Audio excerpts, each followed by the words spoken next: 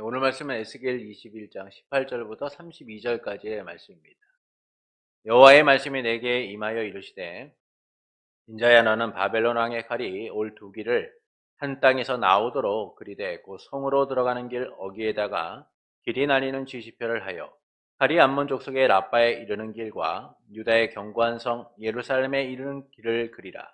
바벨론 왕이 갈래길 곧 두 길 어귀에 서서 점을 치되 화살들을 흔들어 우상에게 묻고 희생제물의 간을 살펴서 오른손에 예루살렘으로 갈 점괘를 얻었으므로 공성태를 설치하며 입을 벌리고 죽이며 소리를 높여 외치며 성문을 향하여 공성대를 설치하고 호성을 쌓고 사다리를 세우게 되었나니 전에 그들에게 맹약한 자들은 그것을 거짓 점괘로 여길 것이나 바벨론 왕은 그 죄악을 기억하고 그 무리를 잡으리라. 그러므로 주 여호와께서 이같이 말씀하셨느니라. 너희의 악이 기억이 되살리며 너희의 허물이 드러나며 너희 모든 행위의 죄가 나타났도다. 너희가 기억한 바 되었은즉 그 손에 잡히리라. 너 그가 가여 중상을 당할 이스라엘 왕아, 내 날이 이르렀나니 곧 죄악의 마지막 때이니라. 주 여호와께서 이같이 말씀하셨느니라. 관을 제거하며 왕관을 벗길 것이라. 그대로 두지 못하리니 낮은 자를 높이고 높은 자를 낮출 것이니라. 내가 엎드려뜨리려니와 이것도 다시 잊지 못하리라. 마땅히 얻을 자가 이르면 그에게 주리라. 인자야 너는 주 여호와께서 암몬 족속과 그의 능력에 대하여 이같이 말씀하셨다고 예언하라. 너는 이르기를 칼이 뽑히도다 죽이면 멸절하며 번개같이 되기 위하여 빛나도다. 내게 대하여 허무한 것을 보며 내게 대하여 거짓 복수를 하는 자가 너를 중상당한 악인의 무기에 두리니 이는 그의 날 곧 죄악의 마지막 때가 이름이로다. 그러나 칼을 그 칼집에 꽂을지어다. 내가 지음을 받은 곳에서 내가 출생한 땅에서 내가 너를 심판하리로다. 내가 내 분노를 내게 쏟으며 내 진노의 불을 내게 내뿜고 너를 짐승 같은 자 곧 멸하기에 익숙한 자의 손에 넘기리로다. 내가 불과 섭과 같이 될 것이며 내 피가 나라 가운데 있을 것이며 내가 다시 기억되지 못할 것이니 나 여호와가 말하였음이라 하라. 아멘. 세상의 영광이 아닌 하나님의 영광을 위하여 오늘도 하나님 나라 백성답게 살고자 힘쓰는 성도 여러분을 예수님의 이름으로 축복합니다. 지난주 우리는 칼의 노래에 대하여 함께 나누었습니다. 하나님께서는 날카로운 칼로 이스라엘의 모든 사람들을 죽이도록 그들을 넘겨주셨다라고 말씀하죠. 이스라엘의 모든 높은 자와 그 백성과 함께 칼에 던져질 거다라고 말씀하세요.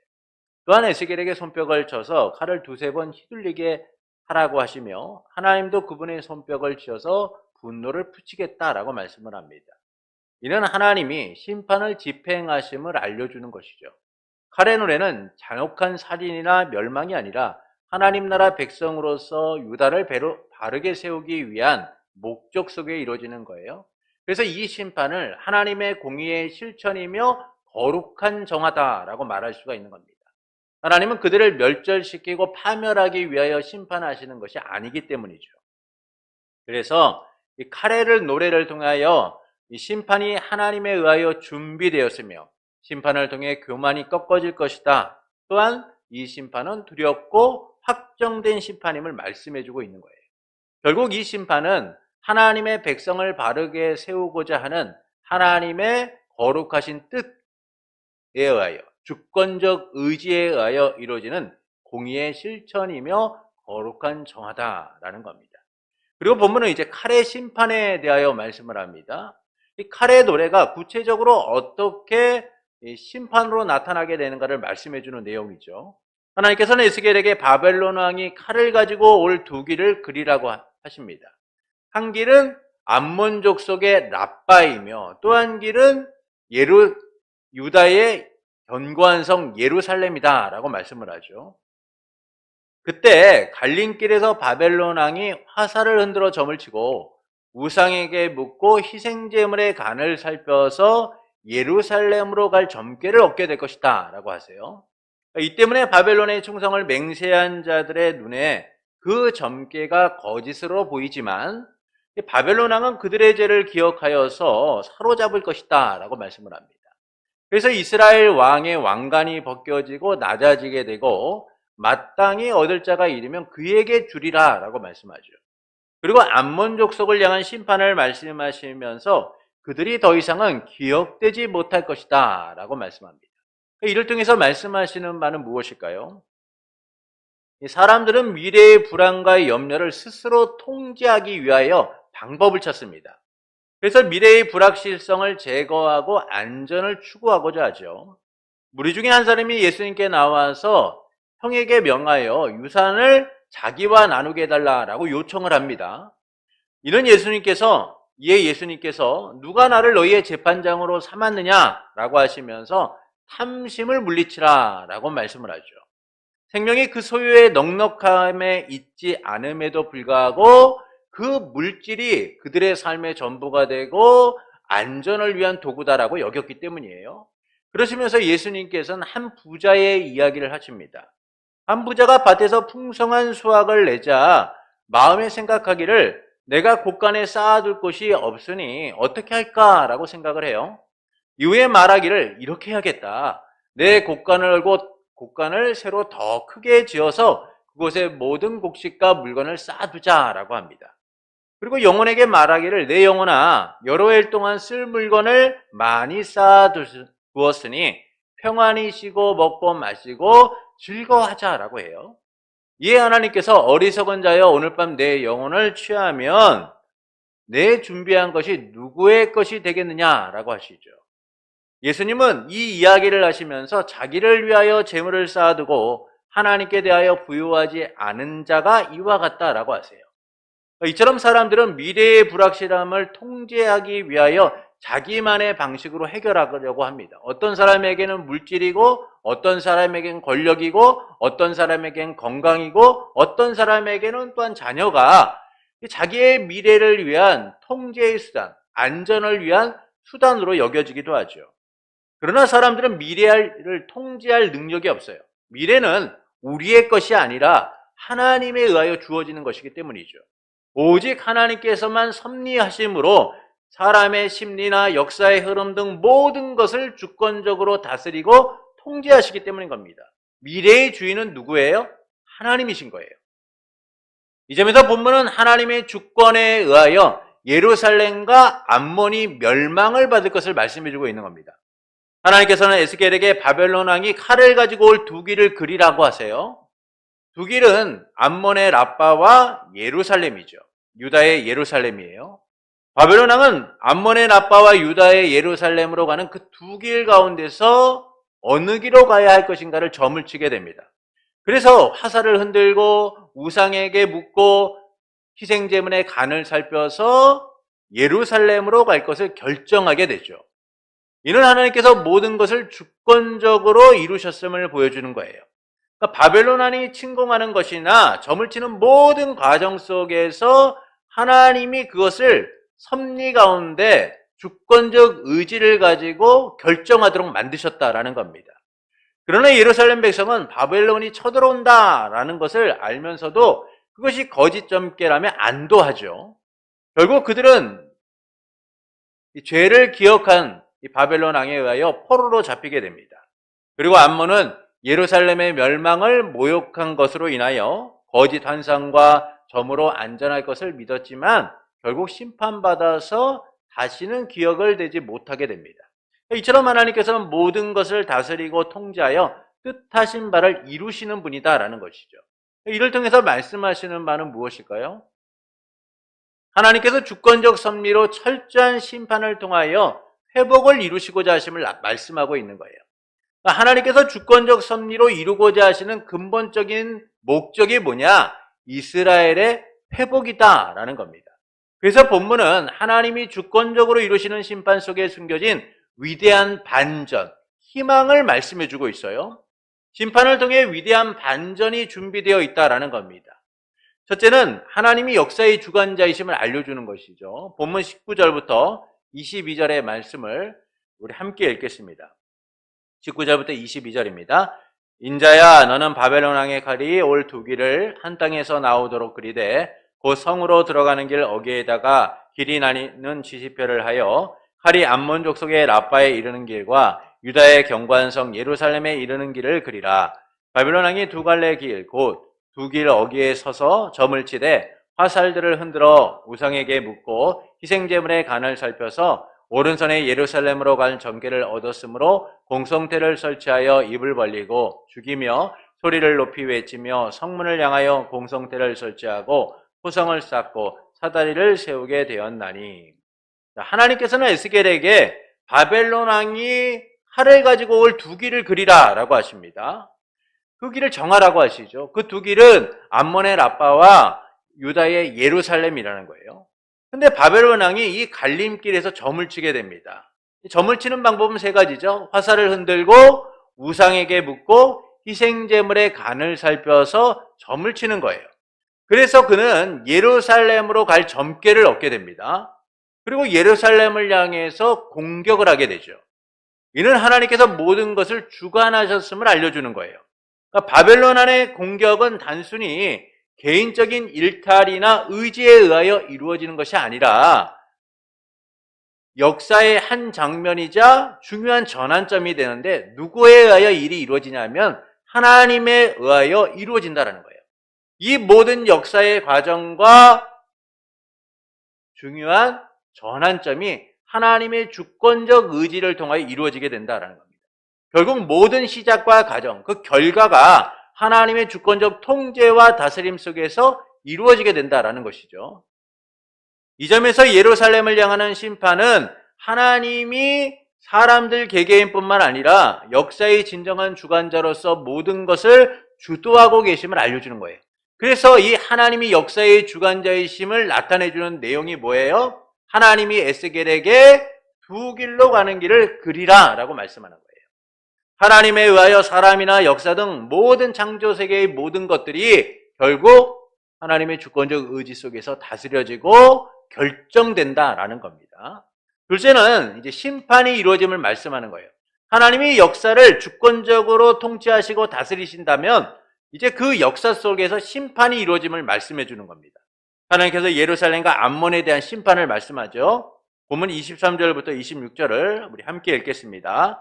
전에 그들에게 맹약한 자들은 그것을 거짓 점괘로 여길 것이나 바벨론 왕은 그 죄악을 기억하고 그 무리를 잡으리라. 그러므로 주 여호와께서 이같이 말씀하셨느니라. 너희의 악이 기억을 되살리며 너희의 허물이 드러나며 너희의 모든 행위의 죄가 나타나도다. 너희가 기억한 바 되었은즉 그 손에 잡히리라. 너 그악하여 중상당할 이스라엘 왕아, 내 날이 이르렀나니 곧 죄악의 마지막 때이니라. 주 여호와께서 이같이 말씀하셨느니라. 관을 제거하며 왕관을 벗길지라. 그대로 두지 못하리니 낮은 자를 높이고 높은 자를 낮출 것이니라. 이 말씀은 예루살렘에 대한 심판으로 특히 이 다윗 왕조의 마지막 시드기야에 대한 심판을 말씀해주고 있는 거예요. 그러니까 예루살렘은 거짓된 평화를 기대하고 있었습니다. 그들은 바벨론 왕의 점괘가 거짓이라고 안심하고 있었죠. 그러나 바벨론 왕은 과거 시드기야가 이 바벨론과 맺은 언약을 배반했던 일을 기억하면서 공격할 것을 말씀해주고 있는 거예요. 그래서 하나님께서는 그들의 허물을 드러내고 죄악을 기억나게 하여 바벨론에 잡혀가게 될 것이다 라고 말씀하는 겁니다. 이때 예루살렘의 멸망의 날이 시드기야의 죄악의 마지막 날이 될 것이다 라고 말씀해주고 있어요. 이는 심판이 역사의 주관자이신 하나님에 의해 이루어지고 있다라는 사실이죠. 이처럼 예루살렘과 시드기야 왕은 안심을 하지만 결국 죄로 인하여 그들은 하나님에 의하여 심판받게 될 것이다 라는 사실을 알려주는 거예요. 그리고 하나님은 암몬에 대한 이 멸망에 대해서도 말씀합니다. 본문 28절부터 32절의 말씀을 함께 읽겠습니다. 인자야, 너는 주 여호와께서 암몬 족속과 그의 능력에 대하여 이같이 말씀하셨다고 예언하라. 너는 이르기를 칼이 뽑히도다 죽이며 멸절하며 번개같이 되기 위하여 빛났도다. 내게 대하여 허무한 것을 보며 내게 대하여 거짓 복수를 하는 자가 너를 중상당한 악인의 무기에 두리니 이는 그의 날 곧 죄악의 마지막 때가 이름이로다. 그러나 칼을 그 칼집에 꽂을지어다. 내가 지음을 받은 곳에서 내가 출생한 땅에서 내가 너를 심판하리로다. 내가 내 분노를 내게 쏟으며 내 진노의 불을 내게 내뿜고 너를 짐승 같은 자 곧 멸하기에 익숙한 자의 손에 넘기리로다. 내가 불의 섭다같이 될 것이며 내 피가 나라 가운데 있을 것이며 내가 다시 기억되지 못할 것이니 나 여호와가 말하였음이라 하라. 암몬은 바벨론 왕이 예루살렘을 치러 가자 안심합니다. 왜냐하면 자기들을 향하는 칼이 예루살렘으로 향하게 되었기 때문이죠. 그래서 그들은 예루살렘을 모욕하면서 자신들은 심판을 패했다, 이제 우리는 평화를 얻게 되었다라고 안도하고 있었어요. 그들은 거짓 환상과 예언을 믿으면서 안심하였고 그들의 삶에는 별 문제가 일어나지 않을 거라고 믿고 있었습니다. 그러나 하나님께서는 예루살렘으로 향했던 칼이 결국은 암몬으로 향하게 될 것임을 말씀하는 것이죠. 이 때문에 예루살렘 멸망 이후에 암몬은 바벨론에 의하여 멸망받게 됩니다. 하나님께서 그들이 다시 기억되지 못할 거라고 하시며 영원한 멸망을 말씀하시는 것처럼 암몬은 역사 속에서 사라지게 되죠. 이처럼 예루살렘도 암몬도 온 세상의 주권자이신 하나님에 의하여 심판을 받게 되는 거예요. 그러나 예루살렘과 암몬의 차이는 너무나 확연함을 알게 되죠. 예루살렘은 백성들에게 기회가 존재하지만, 예루살렘 백성들에게는 기회가 존재하지만 암몬은 심판과 함께 영원히 사라지게 될 것을 말씀하고 있는 거예요. 곧 이 심판이라는 것이 하나님의 주권적 의지에 의하여 결정되는데 예루살렘은 회복의 은혜가 주어지지만 암몬은 영원한 멸망 가운데 사라지게 될 것이다 라고 말씀해주고 있는 겁니다. 셋째는 이와 같은 절망 속에서 하나님이 희망을 선언하시는 내용이에요. 본문 27절 우리가 함께 읽겠습니다. 27절입니다. 내가 엎드려뜨리려니와 이것도 다시 잊지 못하리라. 마땅히 얻을 자가 이르면 그에게 주리라. 심판에 대한 두렵고 떨리는 말씀 사이에 놀라운 반전이 숨겨져 있어요. 하나님이 주권적으로 이루시는 심판 속에 숨겨진 희망이 있음을 우리가 발견하게 됩니다. 그래서 말씀은 내가 엎드려뜨리려니와 이것도 다시 잊지 못하리라. 마땅히 얻을 자가 이르면 그에게 주리라고 하시죠.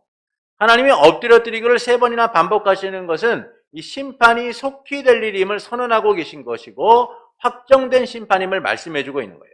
그러니까 하나님은 우주적 심판을 통해서 예루살렘이 유례를 찾아볼 수 없는 혹독한 심판과 대격변을 맞이하게 될 것을 말씀해주고 있는 겁니다.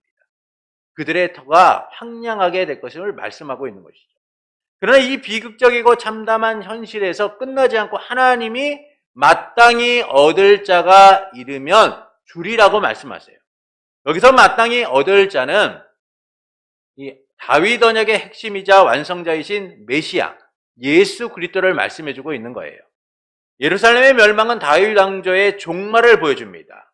결국 시드기야 왕이 죽는다라는 것은 하나님이 약속하신 다윗의 언약이 끊어지는 것처럼 보이는 거죠. 그런데 하나님은 이와 같은 현실 속에서 다윗의 언약이 끊어지지 않고 하나님의 약속 가운데 계속될 것이다 라는 사실을 말씀해 주고 있는 거예요. 그 희망이 무엇이냐? 마땅한 자가 이르면 그에게 주리라고 말씀해 주고 있는 거예요. 예루살렘 멸망은 다윗 왕조의 종말처럼 보여지지만 다윗 언약이 중단되지 않고 계속될 것을 말씀해 주고 있는 겁니다. 그러나 그래서 하나님은 이 절망적인 현실 속에서 다윗 언약이 계속됨을 알려주고 있는 것이죠.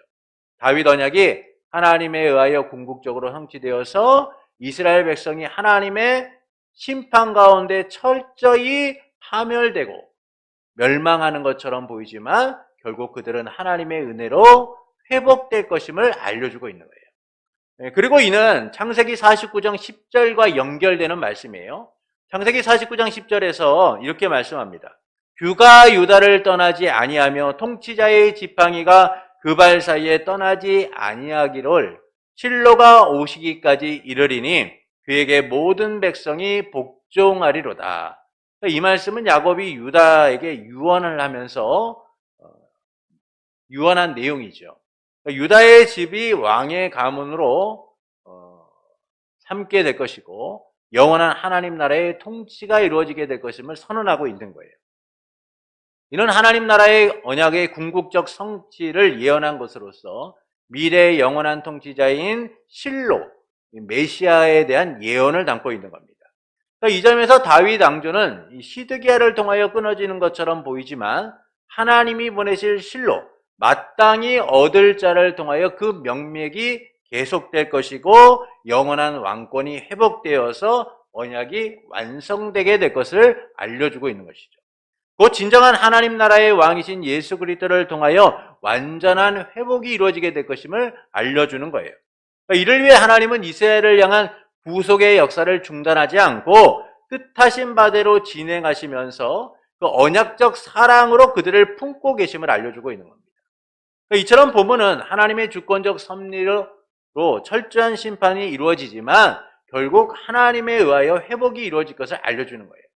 결국 하나님의 택한 백성에게 때로는 진노와 징계가 주어지는 것 같아도 하나님은 그 택한 백성을 포기하지 않고 하나님의 목적 속에서 우리를 회복시켜 하나님 백성다운 삶을 살아가도록 만드심을 알려주고 있는 것이죠. 그래서 우리는 이 땅 가운데 살아가는 우리의 삶에 닥쳐오는 때론 하나님의 징계와 진노 속에서도 희망과 소망을 품을 수 있는 것이고 때로는 우리의 삶 가운데 닥쳐오는 많은 고난 속에서도 희망을 잃지 않는 것은 하나님이 우리의 삶에 진정한 회복을 가져오시는 분이다라는 거예요. 결국 하나님께서 이 철저한 진노와 심판에 대한 말씀을 통하여 알려주고 계신 것은 그들의 힘이 아닌 하나님을 통하여 회복이 이루어지게 될 것임을 알려주고 있는 겁니다. 이를 위해 주 예수 그리스도께서 하나님의 뜻을 따라 하나님 나라의 왕으로 오셔서 언약을 성취하시고 완성하셨죠. 그 은혜 가운데 우리는 하나님 나라의 백성이 되어서 하나님의 회복된 은혜를 누리고 그 은혜가 완성되고 그 은혜의 완전한 성취를 갈망하며 살아가는 자들로 살게 된 겁니다. 그래서 택한 백성 예루살렘에 대한 심판은 암몬과 같이 영원한 멸망 가운데 있는 것이 아니라 진노 중에도 긍휼을 베푸시는 하나님의 언약적 사랑 가운데 그들의 회복이 주어질 것을 알려주고 있는 거예요. 이를 통해서 하나님께서는 우리가 어떻게 살아가기를 원하실까요? 하나님의 통치를 인정하는 백성이 되기를 원하시는 겁니다. 우리의 부족함과 연약함에도 하나님은 뜻하신 바를 선하게 이뤄 가시는 거예요. 우리의 삶의 진정한 회복과 백성다운 삶을 살아가도록 역사하시는 겁니다. 그러나 백성답게 살지 못하면 이 회복의 과정에서 우리는 하나님의 징계를 받게 되는 거예요. 불순종하고 하나님의 백성답게 살지 못했던 삶에 대한 징계를 통하여 다시 하나님의 은혜 가운데 나오도록 만드시는 거죠. 그 전에 우리는 하나님의 통치를 인정하고 백성답게 살아야 됩니다.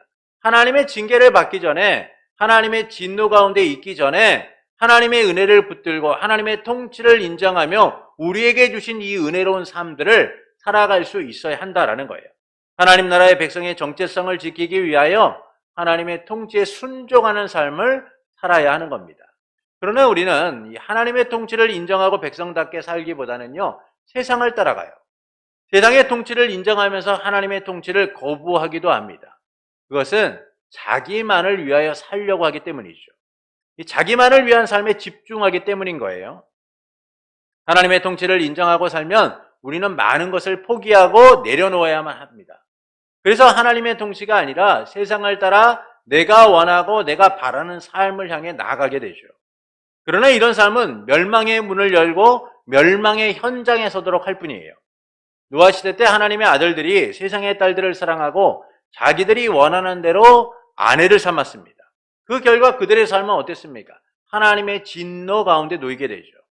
하나님께서 그 땅에 사람들의 죄악이 많고 그 마음에 생각하는 모든 것이 악함을 보시고 심판하십니다. 이처럼 자기가 원하는 대로 세상을 따라가게 되면 결국 그들의 기대와 달리 더 많은 것을 잃게 되어 있는 거예요. 우리가 생각할 때 세상을 따라가고 세상의 방식대로 살면 더 많은 것을 얻고 더 내 삶이 잘 될 것처럼 보이지만 그러나 그 삶을 따라가는 순간 우리는 더 많은 것을 잃고 하나님의 때론 진노와 징계 가운데 있게 된다는 거예요. 그래서 우리는 하나님의 통치를 인정하는 백성이 되어야 합니다. 세상의 가치가 크게 보이고 삶을 윤택하게 할 것처럼 보여도 그것은 거짓 번영과 평화임을 깨닫고 하나님의 통치 아래 거할 수 있어야 한다는 것이죠. 그때 하나님의 선하신 통치가 우리의 삶의 은혜로서 나타남을 발견하게 되는 거예요. 우리가 포기하고 내려놓음으로 인하여 더 놀라운 하나님의 역사를 누리게 되는 겁니다. 그래서 하나님의 통치를 인정하는 참된 백성이 되어서 하나님의 놀라운 손길과 은혜를 경험할 수 있어야 하는 거예요. 우리의 삶의 참된 회복은 하나님 안에서만 누려지기 때문인 겁니다. 여러분, 이스라엘 백성이 왜 반역을 하고 하나님을 외면한 삶을 살았습니까? 그들이 세상을 바라보았기 때문이에요. 자기를 위하여 세상을 살아가고 자기를 위한 삶을 위하여 집중했기 때문인 겁니다. 그래서 그들이 얻고자 했던 것은 무엇입니까? 세상의 번영과 세상의 평안과 세상의 부유였던 것이죠. 그러나 그들이 결국 얻은 것은 황폐한 땅이었어요. 포로된 삶이었습니다. 그들이 갖고자 했던 모든 것을 잃어버리고 결국 하나님의 진노 가운데 거했던 거예요. 여러분, 우리는 이와 같은 이스라엘 백성의 모습을 보면서 여전히 똑같은 방식과 모습을 가지고 세상을 바라보며 살아갑니다. 하나님을 사랑한다고 하고 하나님의 통치를 인정한다라고 하면서 여전히 나를 내려놓지 못하고 나를 위한 삶에 집중하며 살아가려고 하죠. 그러나 세상이 우리에게 참된 번영과 평화를 주는 것처럼 보이지만 오히려 우리의 삶에 참된 번영과 평화를 잃도록 하고 하나님으로부터 더 큰 진노 아래 놓이게 하는 거예요. 그래서 우리는 세상을 향하던 길에서 하나님께로 돌아와야 합니다. 하나님의 다스림이 내 삶을 온전히 지배하도록 그분의 통치를 인정하는 삶이 되어야 하는 거예요. 하나님 백성의 정체성을 잃지 않기 위하여 오늘도 하나님 앞에 그분의 왕되심을 인정하고 바라보는 삶이 되어야 하는 겁니다. 그러므로 자기를 위해 세상을 따르기보다는 하나님의 통치를 인정하는 성도가 되시는 것은 어떨까요? 하나님의 다스림을 인정하고 그 은혜 아래 거하고자 백성다운 삶을 살아가는 성도가 되시는 것은 어떨까요? 사랑하는 성도 여러분, 하나님께서는 예루살렘과 암몬이 심판받을 것이라 하시면서 먼저 예루살렘이 바벨론의 왕에 의하여 심판받아 이스라엘 왕의 왕관이 벗겨지고 낮아지며 마땅히 얻을 자가 이르면 그에게 주리라 라고 말씀합니다. 그리고 암몬 자손은 더 이상 기억되지 못할 거라고 하시죠. 이는 하나님께서 주권적 섭리로 철저한 심판을 통하여 회복을 이루실 것을 말씀해주고 있는 거예요. 하나님께서 주권적 섭리로 이스라엘의 회복을 이루신다라는 겁니다. 그래서 말씀은 하나님이 역사의 주관자로서 이 심판을 시작하시고 주도하시고 그 결말을 이뤄가시는 분임을 알려주고 있는 거예요. 그리고 이와 같은 하나님의 주권적 섭리 속에서 희망을 선언하고 있는 겁니다. 절망 가운데 있는 이스라엘 백성을 향하여 희망을 통해 하나님의 백성으로 그들이 회복되게 될 것임을 알려주고 계신 것이죠. 진정한 하나님 나라의 왕이신 예수 그리스도를 통하여 완전한 회복이 이루어지게 될 것이고 진정으로 하나님의 통치를 인정하고 누리는 백성답게 살아가게 될 것임을 알려주고 계신 거예요. 이처럼 본문은 하나님의 주권적 섭리로 심판하심으로 완전한 회복을 이루시게 될 것을 알려주고 있는 거예요. 그래서 택한 백성 예루살렘에 대한 이 심판과 암몬에 대한 심판이 다름을 알려주고 있는 겁니다. 예루살렘은 심판을 통하여 하나님 앞에 벌을 받지만 그러나 하나님은 그들에게 희망을 말씀해주고 계시고 암몬은 심판 가운데 영원히 사라지게 될 것을 말씀해주고 있는 것이죠. 그것은 하나님이 언약적 사랑으로서 예루살렘 백성을 이끌어가고 계시기 때문인 거예요. 이처럼 하나님은 주권적 섭리를 통하여 그분의 뜻하신 바를 선하게 이뤄가십니다. 그러나 우리가 보고 있는 건 뭐예요? 대부분 현실적인 것만을 많이 봅니다. 내 삶에 일어난 삶의 고난과 문제들 또는 하나님을 통하여 받게 되는 진노와 징계만을 보면서 나는 소망이 없다, 나는 절망적이다라고 스스로 판단하죠. 그러나 우리의 삶이 어둠이 깊어가면 깊어갈수록 우리의 삶에 하나님의 진노가 크면 클수록 그 안에 하나님의 놀라운 은혜가 있음을 우리는 발견하게 되는 거예요. 진노 중에도 긍휼을 베푸시는 하나님의 은혜가 우리를 회복시켜서 백성답게 살아가기를 원하시기 때문이죠. 그렇게 살아가도록 만드시기 때문이에요. 이를 통해서 하나님께서는 우리가 어떻게 살아가기를 원하실까요? 하나님의 통치를 인정하는 참된 백성이 되기를 원하십니다. 그러나 우리는 하나님의 통치를 인정하기보다는 여전히 세상을 따르고 세상의 방식으로 살아가려고 해요. 그것은 자기만을 위한 삶을 살려고 하기 때문입니다. 그래서 하나님의 통치를 거부하고 세상을 따라 살아가는 거예요. 세상처럼 눈에 보이는 대로 육신의 정욕을 따라 살아가는 겁니다. 세상을 내 삶의 가치와 기준으로 두고 살고 있기 때문이죠. 그러나 하나님의 통치를 거부하는 삶은 하나님의 진노 가운데 거할 뿐이에요. 하나님의 징계 아래 있을 뿐입니다. 그런 우리조차도 하나님께서는 언약적 사랑으로서 품으시고 회복시켜 하나님의 은혜 가운데 서도록 만드세요. 우리가 그와 같은 아픔의 시간들을 겪지 않기 위하여 지금 필요한 것은 오늘도 하나님의 통치를 인정하고 백성답게 살아가는 겁니다. 하나님이 우리를 어떻게 다스리시고 인도하시는가를 바라보며 그분의 백성다운 삶을 살아가는 거예요. 하나님 백성의 정체성을 지키며 살아가는 겁니다. 그러므로 자기를 위해 세상을 따르기보다는 하나님의 통치를 인정하는 성도가 되시는 것은 어떨까요? 하나님의 다스림을 인정하고 그 은혜 가운데 거하고자 백성답게 살아가는 성도가 되시는 것은 어떨까요? 그때 우리 삶의 참된 회복을 누리게 될 것이고 생명의 길을 가게 될 거예요. 하나님의 통치를 인정하는 것이 가장 큰 복임을 알게 될 겁니다. 참된 안식과 평안이 있는 삶, 하나님의 통치를 통하여 주어지는 복된 날들을 누리게 될 겁니다. 그러므로 세상을 따르지 않고 하나님의 통치를 인정하며 백성답게 살기를 원하는 성도 여러분에게 언제나 선하신 통치로 우리의 삶을 보장하시고 세워가시는 삼위일체 하나님으로 인하여 주어진 모든 날 참된 안식과 평안을 누리는 복된 삶이 되기를 예수님의 이름으로 축원합니다.